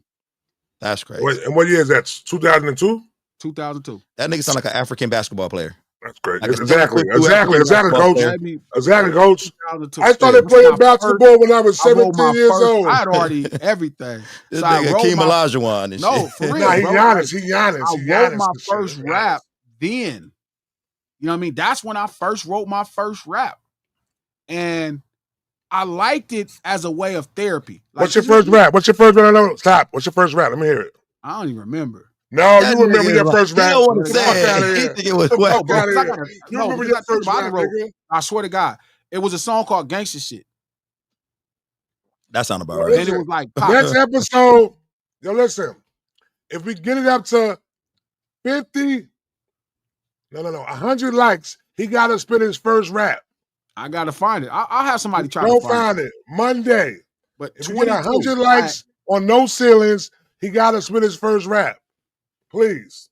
So, but what happened was, fast forward, I get next to Guido. Guido had already, like I told you, Guido had already been producing and DJing. He had already been fucking with it. Guido, like one of them niggas, could build low riders. He could, if you show him, he could do it. He could build a house, low rider, DJ, all that. And he had been working with Rhythm D. Shout out to No Code. What was your first rap name? Glasses. It's always been. I have put in way too much work to have a different rap name. So you always wore glasses? I needed them my whole life. But you wouldn't wear them all the time now. I get what you're saying now. My hood name Glasses Low, so That's it worked the same. That's his name. That's his name then. That's it. That's what it is. So what happened was, when Guido took me on as the project, he knew how to cultivate a record. He would be like, hey, I already knew what bars was because I'm a math person. So I knew how to rap the bars, put them together. He would make sure I sounded and said things correctly, make sure I got it right. And when I would shape a hook, he would help me make sure the hook was right. I'll take that word out, take this line out, stuff like that. So he produced me, but he knew it. And then Face, Big Face Hunted, you know what I mean, who cultivated game, was there too. Like, my first big song was a beat that I didn't like that he liked. So it was more of other people pouring into me that understood hip hop and records closer than I did. I didn't have no idea. And then when the CD was finished, I was able to use my marketing mind from selling Sherm. I even named it after some sherm I had. White Lightning was this clear sherm I had. PCP is normally yellow. I had this clear sherm that was really good I called it White Lightning. Like I branded it then. Like I said, it was really good. Like it was like the type that if you got to the second hit, if you can get past the second hit, that was my deal. It was so good, I had made a deal. You dip it, you smoke it. If you could get past the second hit, if you can get to the third hit, you could have it. This is insane. That's how I came up. And it was clear, and I called it White Lightning. So you would smoke it. If you get past the second hit, you could have it. And it got really popular in the city because nobody could get past the second hit. They couldn't get to the third one. They could just be stuck, just standing still. So I named my first CD White Lightning so everybody from around the city who was buying water from me would know whose it was. Straight up. That's insane. So that's how I got far. So my marketing mind is what got me, you know, Guido and Big Face Hundreds, you know, music, they were studying music. I knew marketing and the culture in a different way. So the first CD blew up. Boom, here we go. Big deals, big money. Certified is DJ Toomp. My first hit is Akon and Toomp. That was the first time I placed in the top 60 on the Hot 100s. I met Toomp. I'm at a DJ convention. We sitting out in front of my lowrider and all that chilling. And Toomp walked up and he knew who I was. He was like, man, you need to come to Atlanta and do some songs with me. And that just kind of really made me smile because I had never heard nobody, you know, niggas at home warning them ain't telling me to come to the studio and do no records. Cat, Dre, none of them niggas quit. Hospitality, man. Yeah, that nigga was in LA, was like, man, come to the South, man, let's do some records, G. But he also knew I had a big budget. He knew it was money to be made. So I go down to Atlanta, you know what I mean? I'm in the studio with Toomp. We working on some records. He like, look, I got you. I'm gonna help you. So I'm writing the raps. I lay the raps out for certified. Akon calls my phone. First Cam, my big brother Cam from Watts calls me. He like, hey man, I just gave Akon your number. That nigga was looking for you. I said, okay, for sure. So Akon calls me. He like, oh, what's up with you, homie? Yeah, Glass, I heard about you. I heard some of your songs, man. Let's get one. You in A right now. Yeah. He like, where you working at? I'm at Two Pals. He like, I'm finna come through there, man. Let's knock one out. This is how it happened. When you heard Akon call you and said you're just not going out, was you like, oh shit? No. The thing about being like from the like when you really I know what you did. What you did? Because you did what I did. What you did? Yeah, I was like, he's supposed to want to. That's how I thought about it. But nah, he came to the studio, he was in a lime green Lamborghini. I'll never forget it. And he jumped out and he walked in and we was just finishing the raps to certify. He was like, oh, let me hear it. And he started doing it. He stood around. We talked for about 10 minutes and he started listening. 10 minutes, he came in with that hook, walked right in the booth and knocked it out. I ain't for all that beefing. Got niggas to bust your head for no. And it was nothing. He's like, all right, love, homie, you got my number. Anything you need, man, I'm your resource. Boom, and left. That's how I got my first hit record. When you heard the shit, was you like, that's it? No. Wow. I was like, this song tight. You know what I'm saying? I didn't know. I really didn't know, bro. I really had no idea what was happening. You know what I'm saying? I really had no idea. So, you know, it didn't even hit me how great of a song it was until it was mixed. When it was mixed, shout out to Leslie Brathwaite, who, you know, works at Patchwork Studios. When he mixed it, it was incredible. And I was like, damn, this is tight. And what made it a hit is the BPM, right? Because at that time, Kanye West had put out Good Life, and it was a #1 song on the West Coast. And it was 80 BPM. And Certified was 80 BPM. So they needed another song to test and mix. Boom. I still didn't know about BPMs. So all of this stuff is happening. Like I'm making millions of dollars. I'm getting popular. I'm traveling around the world. And I don't know shit about BPMs. I don't know nothing about making no record. Fast forward. So when I meet Drake and them, I can listen to see what Drake is doing as a record maker and realize it's a consistency of what he's doing and is night and day different than what I'm doing. So there was never a reason to be jealous because I could tell he was doing stuff. He would use stuff in songs. And I'd be like, oh, I know that. That's tight how he did that. I never had any idea what was going on. So I didn't realize there was something to know until 2011 when Head showed me BPMs in Signal Hill. That was the first time I was like, wait a minute, it's a math in this shit? And then journeying down BPMs, right? Bam, I journeyed down in the samples. Then I started understanding what records were. That stuff started making sense. And then I started getting into hip hop, and that's when it got crazy. I was like, holy shit, this is like a bunch of shit. This ain't just no niggas rapping. This is really how they live. Most niggas think of Timberlands, a baggy jacket, and some big jeans as some rapper shit. Nigga, that is New York street nigga apparel. You don't even connect. You think of Adidas tracksuit as Run DMC. No, that's D-boy shit in New York. You don't realize that there's a real connection that's happening in hip hop.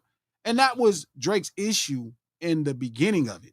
Like, he gets hip hop, the art, he doesn't get the culture. And you got to know it means something when you do something. All this stuff has way more meaning than just some damn song. Them niggas, Jam Master Jay was a real D-boy, rest his soul. That's his shit. They was wearing that shit on the streets, Adidas tracksuit. The world thinks, oh, hip-hop is wearing a tracksuit. Glasses understand New York dope dealer niggas wear tracksuits. That was they get down. Nigga, they fresh. Nigga, Adidas, we out here posted up getting this coin. Mm-hmm. So, yeah, I had got this far. So I was telling KD, like, it's no way possible I could be jealous, bro. Them people work for that. Same with Dot.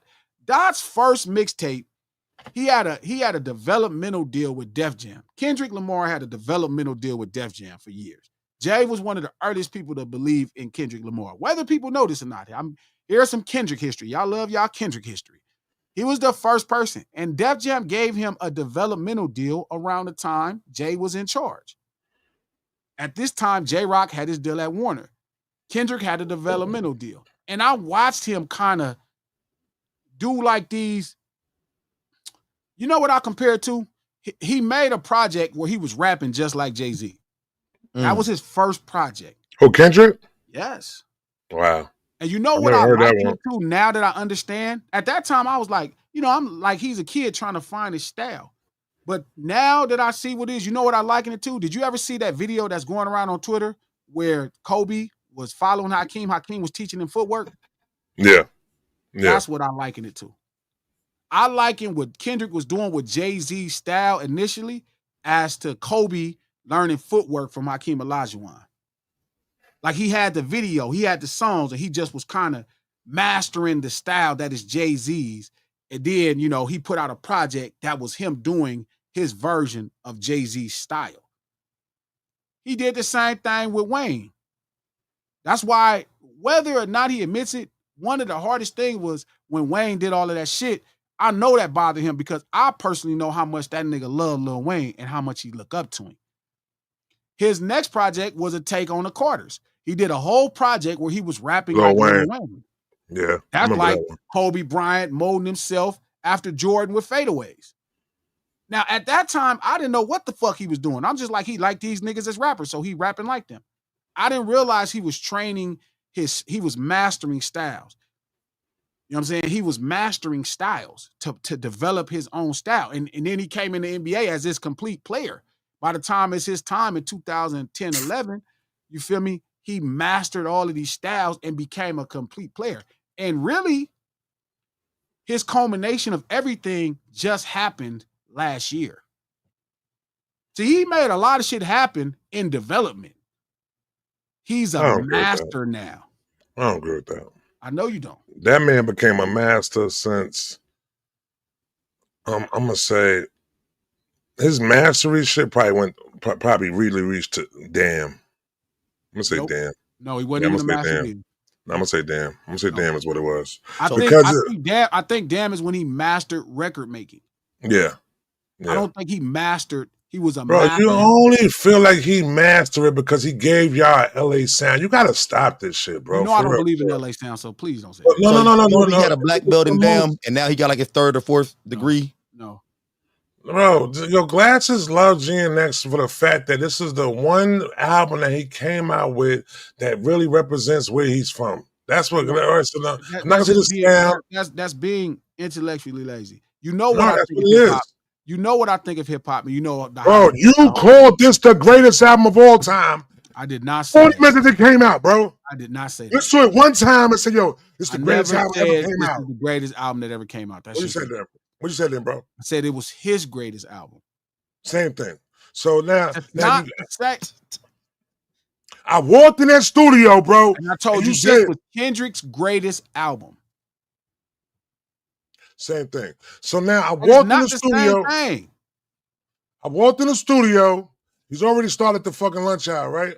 I walk in there. He's going crazy. This album, the shit came out 47 minutes ago, B. This is the greatest album he ever came out with. Shout out Bro, to Revenge. you didn't It's finish the like album yet. Revenge. It's like the most culturally fluid album he's ever done. That's the point of hip hop. Oh, Revenge? Does Revenge like Kendrick also? Yeah, Revenge is a Kendrick fan too. He just he's a like Drake more. fan. And He's a like, Drake man, fan. people take Drake's side. People take Kendrick's side, so he just 47 minutes in, bro. Trap. Listen to me. You know how much I studied hip hop with an adult mind, completely different. Trust me when I tell you, street urban culture and culture in general is so important. I'm not going to say Rock La Familia is better than Blueprint or Reasonable Doubt. It's not. Yes, he's a master at hip hop last year. That's when, to me, I saw his rise to mastery in hip hop at all levels. I don't agree with that. I understand why, but I'm expressing to you why I think so. Because he actually ended up mastering who he was culturally. You know, I just realized I think right on now. other projects, I think he was a master. He mastered storytelling at that point on he what? mastered storytelling on Good On his Kid. first album, on Good Kid. Yep. Okay, cool. He mastered storytelling, Good Kid. The second one, he mastered Sonics on T-Pass. Yeah. I think he mastered records finally on Damn. I think he mastered his emotions on Mr. Morale. But I think right now he entered mastery of hip hop and mastered the culture. Within you saying that right now, right? That is like a person right now coming to me and going, "Yo, Blueprint is Jay-Z's best album." It is. See, it's the same thing. You're thinking within the same way. Blueprint is not better than Reasonable Doubt, bro. It's not better than Reasonable Doubt. No, it's not preference. It's not preference. It's not preference at all. Because when it's obviously Blueprint is greater. No, bro. Listen, bro. You're going to literally sit here and tell me that when Jay-Z sat there down and said, "Yo, listen, this is the only album I'm gonna write. It's the only album I'm gonna do, write and do. I'm not doing no other album after this. I'm putting all my scriptures within this one album right here, and I'm never gonna put nothing out other than that ever again. I'm gonna be a CEO from that point on." You know what I'm saying? Then after that came out and it failed, he was like, "Damn, I gotta keep on rapping. They ain't appreciate what the fuck I just put out. I put out scriptures. But now I know what these people want to hear now, so I'm gonna thumb it down just a little bit, and then Volume 1 comes out. And like, damn, I thumbed it out enough right there. They didn't appreciate that right there. Let me thumb this shit down a little bit more so they can digest this shit a little bit more. And then Blueprint, and then Volume 2 comes out, and everybody catches on then. Everybody catches on then, right? So then now, I'm not even mentioning 3 or Dynasty. Then Blueprint comes out and he goes, "Yo, I mastered the what these non motherfuckers want to hear me rap about. They don't want to hear me talk about keep one eye open like CBS. They don't want to hear me go over their head. They want me to give them layers of this shit where I gotta satisfy the person that just wants to hear bullshit. The person want to hear a little something. The person want to hear really me spit some shit right there, B. So now I finally figured out to give them the fucking layers, and that was Blueprint right there. So that's why you can sit there and say, "Yo, that's the man." That was because he satisfied all of his customers. Fuck satisfying the novelist, fucking hip hop listener. That's why I would think that, because he satisfied customers. No, because he made fucking certain songs, bro. He made certain songs. You can't sit there and tell me. Okay, bro. Hey, Trap. No, I'm just saying. I agree. I think you have some points for sure, but I kind of lean towards glasses on this, just because when I listen to Kendrick's album. Okay, so I think that most time we listen to MCs, they got 3, 4, 5, 6 albums. We always go back to their first album, but like that was the rawest album that they ever, because it seemed like everybody's first album, they sound real hungry and raw on that first album. It might not be their best album, but they sound hungry and raw on that first album. And I feel like Kendrick, this might be his best piece of work to me, in my opinion, because he kind of captured it. It almost felt like his first album with it being his last album at the same time. Like it seemed like he had the same, like his first album hunger on it, and he was raw and authentic. And it also seemed like he took all the stuff he's learned throughout being a artist and put it with that album too. So I kind of see what Glasses is talking about with this last album.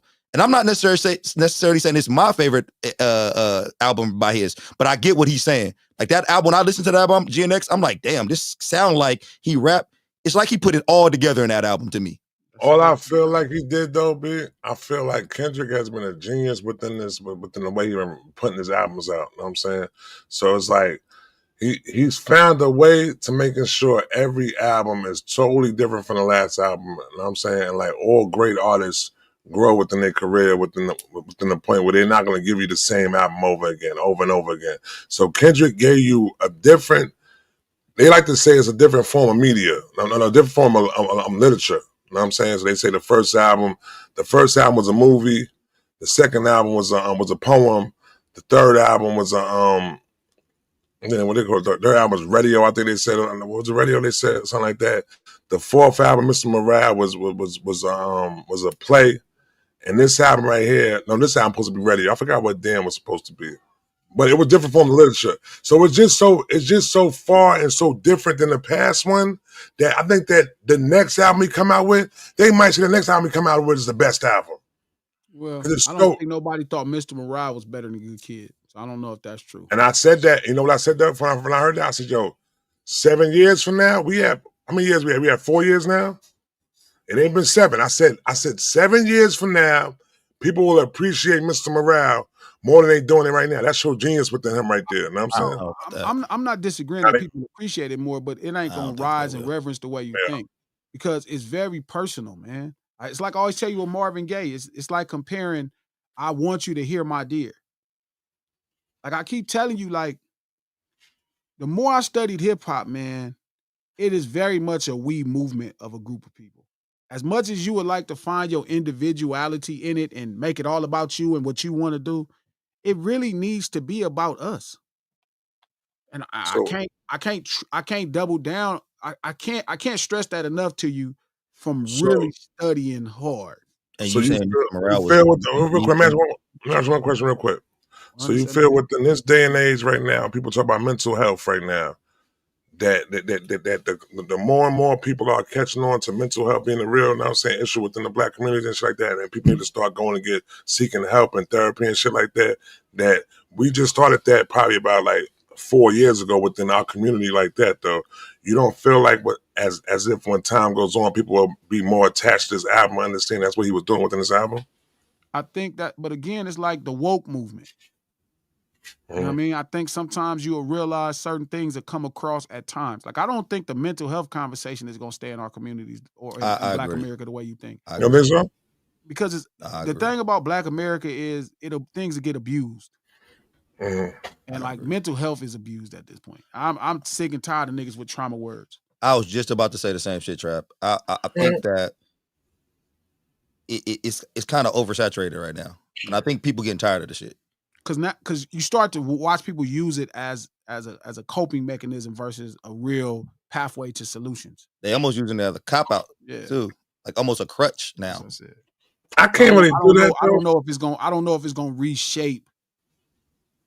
Bro, y'all probably both around my age right there. And the reason why I attached more to the mental health thing though is because it was so long as I was growing up when you would see your homie that was shot out. And you ain't understand, like, yo, why the fuck this nigga bugged out, B? Like, why he doing what he doing? We definitely see it. You know what I'm saying? Like that. And now the answer of it, for real. Even women, ain't just the homies, women too, though. You know what I'm saying? And it was like the answer of it, we wasn't thinking at that time, like, yo, this person need to really probably go get some help within the whole shit, B. Shout out to No Cuz, and I agree. Nobody had a bad relationship anymore. They were abused. That's what it does. Yeah. I agree. It kind of allows you to escape any level of accountability. It's why I kind of, like, I agree people go see a therapy, but I'm also really careful because a therapist makes you believe everything is everybody else's fault. Yeah. Therapy is not about accountability. Like, their accountability is something like barriers. Like, oh, just put up a barrier against this person. And it's like, nah, you really need to fix yourself. Like, you got to really work on yourself. Everything won't feel as bad as if you work on yourself. But they'll tell you just shut somebody else out versus how to fix yourself and be able to exist in a room with somebody that's doing something you don't like. So that's why I could be in a room with Drake or Kendrick and none of it bother me because I'm always working on myself. You know what I'm saying? And that's really the truth. So as odd as it sounds, Trap, I get why you feel that way, but trust me, I studied enough records and albums to know when an artist nails it and why it's going to be successful, why it's going to connect, what does it represent. You can't tell me no album that don't represent the street urban culture that he grew up in sonically and that captures our beats, our pace of life and our lingo and dialogue would not be the most revered representation of that. You know what I mean? It's just what it is. Like I said, I think Rock La Familia has some great songs on there, but it just will never be him in his element the same. It's just not. It's funny, Trap, because when I think about Jay and I listen to Blueprint and I listen to Reasonable Doubt, it's funny because I feel like those are the two albums that people always like, oh, that's his best one. That's his best one. Kendrick with this album, GNX, it's almost like he put his Reasonable Doubt and his Blueprint together. Like that's what it sounded like to me. It sounded like his first and his last put together. Like it sounded like the grittiness of your first, the rawness and grittiness of your first album mixed with your last album, the you being a complete artist. And that's why I felt when I would listen to GNX, I said, God damn, that nigga put that first album vibe with and put that like his like what everything he found out through the game and put it together and just made a I don't know, like you said, maybe people might say his next album might be his greatest. I don't know if that's gonna be possible. This might be the one right here. Again, man, it might be a while to me before you even get another Kendrick album. We'll see. But I just kind of know the space you have to get in to even get where you got in this situation. I know how much energy I could look in his face, and see what he feeling. Like I could feel it. I know what it feels like. So full of shit, man. I'm just saying, imagine Jay put Reasonable Doubt and Blueprint together. That's Black Album. That's Black Album. That's Black Album. Cool. That's Black Album. That's Black Album right there. Yo, listen, this guy's full of shit. Black Album? That's Black Album. All right. This guy's full of shit right now, bro. Because after he heard Mr. Morale, he goes home and tells him everything that GNX delivered. You did? Glasses, you did? I'm not saying I didn't say nothing. Okay. But you told him everything GNX delivered. That's what you told him, bro. But again, you got to look at how I looked at it. Like somebody like Drake or somebody like Kendrick. I don't think they didn't think I didn't know nothing. All they knew was that I had some records, I was being successful, and I was that nigga, period. That's what they knew. I didn't know that they knew nothing. So as I'm learning stuff, I'm sharing with friends. I'm sharing ideals with friends. But again, that's why this record is already triple platinum. That's why that song is diamond. That's why it's gonna be is because it's true to hip hop. Coach, this man coached him through it. Coach, I don't know if you know, the man hated Mr. Morale. He told him, bro, you got to bring an album that got culture and body to the shit. You know what I'm saying? Who you are, where you from. I'm learning hip hop though. He telling him that shit. I do know that, Trap. I definitely do know that, and I do feel like Glasses probably has some influence with how this album came out. And maybe he feels partial to that because, but hold on. Why you think Kendrick said the nigga name? Hold on. Why you think Kendrick said the nigga name first in the Grammy speech? Let me say everybody name. Hold on. Good Kid, Mad City. Hold on. My first album, Beach Cruiser, not the one that came out, the real one that all the homies had, that influenced Good Kid. I didn't have no connection to that record. But you physically came out and said, like, this is, I don't know if this was it right here. And you might need to. No, I didn't. No, me telling him something is, I didn't tell everybody else. I only told the people that I talked to. I wouldn't lead no campaign to say I didn't like a record. So do you, and like I said, I agree with you on GNX. I think that's his best body of work. Yeah. But you don't feel like it might be his best body of work because you was looking for something better than Yes. Mr. Morale. There's no Yes. personal connection to it. There's personal songs that I identify, but that's always been his whole catalog. But this is the first one. When I think of hip hop, this is how Kendrick is going to be celebrated. It's like All Eyes on Me for Tupac. When Pac finally realized, like, you know what? I need to start respecting producers way more. Like the fact we never got a Shock G produced, a whole Shock G produced Tupac album. I remember crazy. talking to Money B. I hope Money B don't get mad at me for telling this story. But Money B was telling me how him and Pac didn't really trip hard enough off the digital underground movement. Because they were looking at everything else that's happening and everything else is thugged out. You know what I mean? This is Chronic comes out. You know what I mean? Like they chasing Public Enemy. You know what I mean? They chasing all this hard. Ice Cube is destroying shit if you in the Bay Area. You know what I mean? Cube is devastating. And they didn't really trip off Shock G. So when you listen to the first Tupac album, right? Tupac Lives Now, there's really no Shock G production on it, or it's minimal, if at all. Oh, so that's why Shock it's trash. G, who at this time is making some of the biggest records in hip hop for sure on the West Coast. Yeah, Tupac Lives Now, that shit you call whack trap. Yeah, that's why it's trash. That's why. Right? So it's like digital, and people don't realize this. This almost gonna sound like a hot take, but in 1990, Digital Underground was probably as big, if not bigger, than NWA. That is a hot take. I will say that. Yeah, but like, NWA didn't have no Humpty Dance. NWA didn't have no same song. Kiss me and NWA I'll kiss you back. None of that shit. You know what I mean? Kiss me and I'll kiss you back. Digital Underground was fire. When how big Digital Underground was. The Humpty Dash was its own movement for a long ass time. That's a fact. Yeah, that shit. That nigga about to make me start doing the Humpty Dance in this bitch. For somebody to be that well versed in making records, and then you're coming from out of their camp. Remember, Pac, Digital Underground presented Pac to the world. First time you heard Pac was on the same song. You saw Pac in the movie with Digital Underground, Dan Aykroyd and them. Like they put Tupac on Digital Underground. Yeah. Is that how he got into acting? Yeah, he was in a movie with Digital Underground. I remember that. Yeah. So I'm saying, for that producer to be in your back pocket and you don't use them on the first album, you know, that says a lot. And I think Money B was saying that they were chasing something harder, so they didn't really see it. And right, and then Pac finishes his first album. Shout out to Nisha 28, true, nothing but trouble. Right? They finished the first album, right? And nothing really big happens. Like it kind of goes and comes. They push Brenda's Got a Baby. It's not quite developing at radio the right way. Things are not happening. So then you double back, right? You double back and you go to Shock G.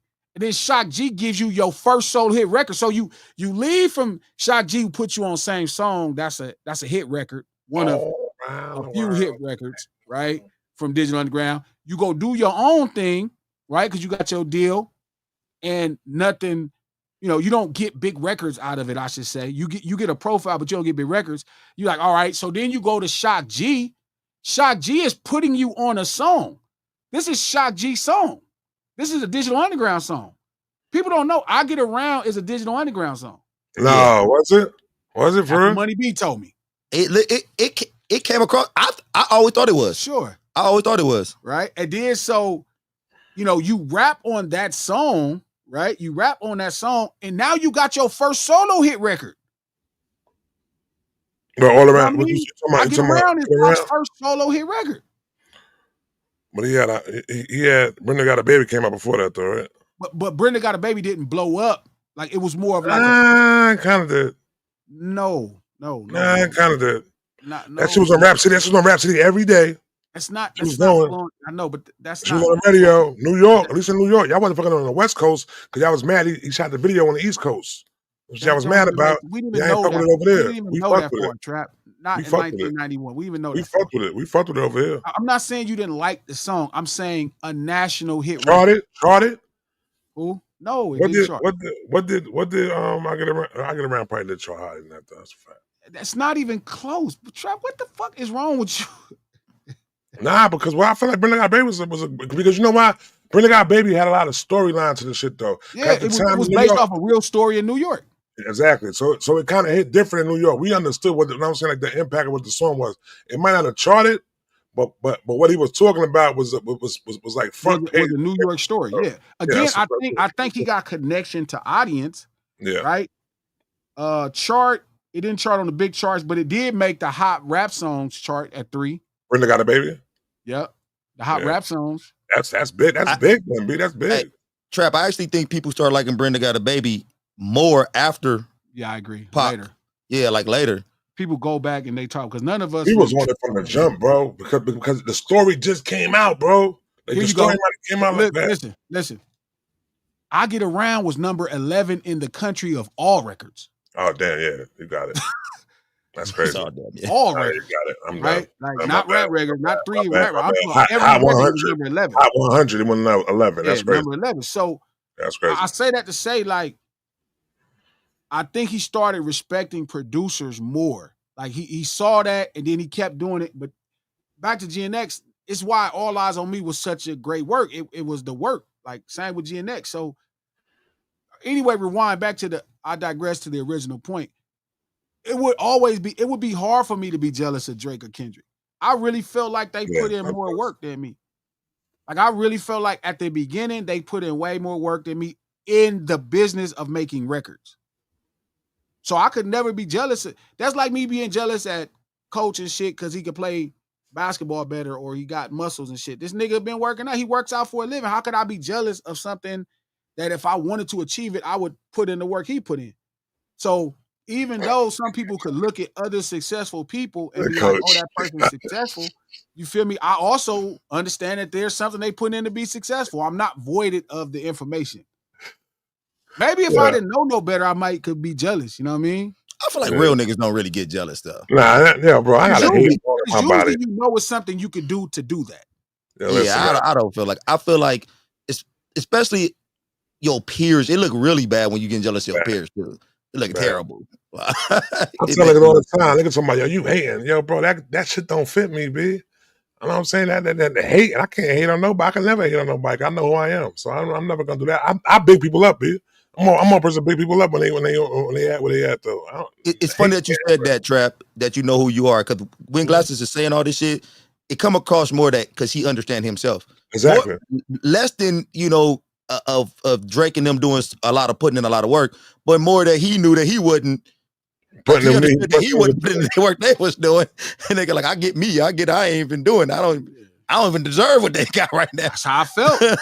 When I realized what it was, 2011 to 2020, I was like, oh man, I don't deserve to even be in this shit. That's why I stopped doing everything and trying to make money and really was like, let me put in the work. Let me learn and see what's happening. I respect that too. When he told me that story, I respected the fuck out of that shit. That shit was a dope story. I was like, damn, like these niggas know. And then all this is happening and everybody making, Drake and them is taking over. Kendrick is positioning himself. I got to learn because I didn't learn before I came in.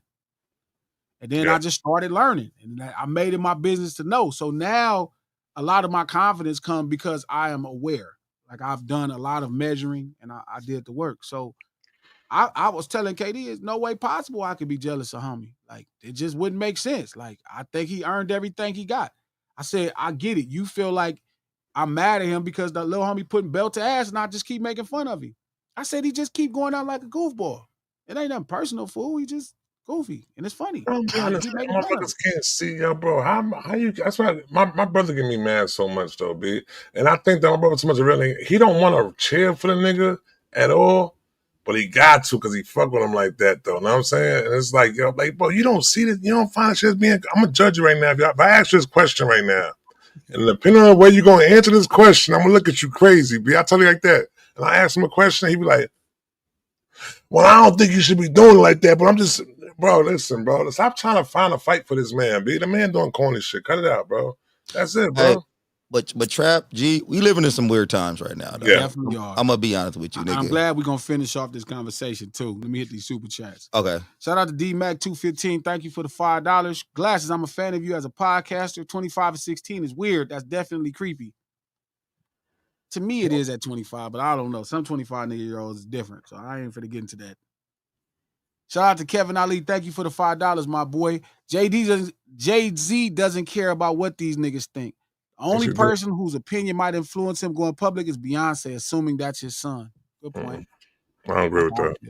He Shout worried out about to the Kevin world. Ali. Thank you for the $5. GNX reminds me of Stillmatic. Fresh off of victory, letting the world know you're one of them ones. It does give Stillmatic vibes. Does give Stillmatic vibes. I love Stillmatic. Yeah, that was a great comment actually. Yeah, that was a real it was in that time too. Stillmatic was hard too. Yeah, Stillmatic was fire. That shit was great. I was like, this nigga's going deep. I get a blueprint. Yeah. I wanted to share something with y'all. I think Gunna missed a moment in hip hop. I'm gonna tell you why. Because Gunna came home. Thank God for that brother and his family. They had a hit record. You know, they you know what fuck you mean? It was a hit record. But I think he missed a moment to visit something really important in street urban culture. Right? And I notice he spends a lot of time avoiding that conversation. Like he's doing everything in his power to not have to address his actions. He spent a lot of time and he does a lot of things to not address his actions. And eventually, he's going to be forced to address his actions. He's going to be forced to address the concept of him snitching. He's going to be forced to address his relationship. And I think he missed a moment to truly make a connection with the audience. You think he's going to be forced? Yeah, because you're not going to keep getting... Okay, like when you first hot, when you come home, you came home from jail, you hot, you on fire. Everybody care about what you think. And you drop a hit record. Right? Mm-hmm. Cool, it works out. But slowly, those records, you start to lose appeal because even what people will refer to as civilians, nobody like a bitch-ass nigga. Nobody like a man who doesn't want to be accountable. Like, I don't care how much we want to celebrate fame and money. Nobody, especially black folk, don't like nobody who really a sucker. Even a kid don't like a snitch. So I think he missed a moment. And I think slowly as he put out stuff and he put out stuff and he put out stuff. Everybody, shout out to Revenge. Revenge say he's not slowing down. Yes, he is, Revenge. All you gotta do is look at his chart placements. The records are going, you're going to change how you feel about the records. The same thing that's happening to Drake is happening to Gunna. There is an excel because these are talented artists, but eventually the cultural cachet comes off of them. Like, you got to realize this in hip hop, and this is what I was telling the UK brothers, some I was tweeting. Hip hop is not just like, as Trap keeps saying, bars and writing and bars and blah, blah, blah. They're not talking about the understated thing that we call culture. They're not talking about that understated thing. It comes so second nature. I was just telling Trap this morning when we was talking, like you look at Wu-Tang on stage, 50, 60 years old, them niggas is like, they still it. They move like they it. It's a way they move that screams New York City. It's a whole everything. And we don't talk about it because all a person that screams New York City got to do is write and rap. But a lot of people have gotten further in hip hop or in rap music, I should say, because they can write well. But if you don't have the culture that makes it come across cool, it's a problem. I don't agree with that. I agree with everything you're saying, except for the fact that he probably not going to have to. I guarantee you, because it's going to start costing him success. It already is. No, it's going to get worse. No. Shout out to Revenge. He's the ass lady gonna tell you. I'm willing to bet everybody in this room. I know. What did he say? I'm willing to bet he's going to have to address it. He's going to have to deal with it. So you don't think by like, I don't listen. First off, when you had this in the title of the room, I'm like, I don't even know because Gunna been I ain't been tapping the Gunna for a long time. I know. So like, but I think that when I see him on stage standing with Thugger and Thugger bring him out, that's addressing it right there. You know what I'm saying? Why not? I mean, that happened? Yeah. That's something that happened recently? No, it was tricky. You got to see it, but it's not real. Yeah, But but the thing is, the optic was seeing like that though, bro. So if I'm coming out on the stage with the person I say I snitched on, then what I gotta address then? it's not because it's going to matter with him progressing with an audience. Nah, these niggas don't give a Okay. fuck. Remember, okay. So you watch the first album perform, you watch the second album perform less, third album is performing less, fourth album will perform less. He's going to Now get and bigger. now that he come out on the stage with Thugger and he featured on a track with Thugger, these motherfuckers ain't gotta address nothing. These niggas is suckers when it comes to that situation, B. I'm not even gonna go with it. Now I'm like talking about this type of shit, B. For real, for real. K-Way says Gunna has a niche following and those followers do not care about street urban culture. That's a lie. The only reason they listen to him because of street urban culture. Y'all gotta stop. I get it. That's how it feels. It feels like that. I get why it feels that way. It's the same thing Yeah, I bro. told him about Tekashi 6ix9ine. I told everybody how that was gonna play. He came home, it was big, it was popping. Yeah, I bro. Let me get tell it. you something. But you gotta believe in it, or you're gonna learn the hard way. I was in a concert last night. I might not have seen no street urban coach up in that shit, B. I went to two separate. I went to the Wu-Tang concert in Madison Square Garden. Street urban culture pouring out of the building. I went to Tyler concert last night. I might not have seen none of that shit, B. Yeah, but that's because it's completely the I might opposite. not have seen none of that shit, B. Revenge. They No, he did not don't agree with care, you. bro. They don't care, bro. What you talking about? Motherfuckers had on prep. My daughter went through there. I went through with my daughter. She had on a tie with a white shirt and bro. And the night before it was pouring out of Madison Square Garden. So all that was in there. All that was in there, bro. The next night, Tyler night, none of it was in there. Yeah, G don't want to believe that street urban culture might not run some of these guys' careers. Like, Okay. you think that what about the music though? Maybe it's just because the music ain't good. It's not the music, man. The music You don't think the music never been good. Hip hop, that's not like if you you don't think understand, Gunna never dropped no good shit? but music ain't Gunna had about them good, slime bro. seasons was crazy. It's rooted in too much other stuff for it to just be good.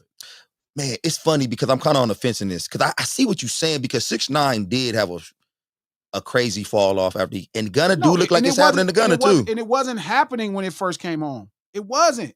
He was on the biggest interviews. He had made all this money. He signed the deal for $10 million, and it was all big deal. Slowly, everybody realizes you are a bitch ass nigga. Everybody gonna fight for you right now while you rich. You can do all that shit. You got money. I don't care.